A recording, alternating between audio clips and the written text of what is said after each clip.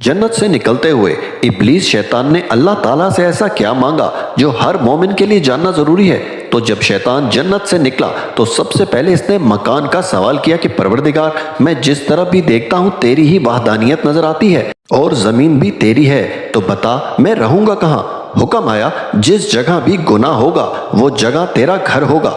फिर इब्लीस सवाल करता है कि मेरी ग़िज़ा क्या होगी, मैं खाऊंगा क्या। जवाब आता है इंसान जो भी खाना बगैर बिस्मिल्लाह पढ़े खाएगा वो तेरी खुराक होगी। फिर कहता है मैं पीऊंगा क्या। हुक्म होता है शराब तेरा मशरूब होगा।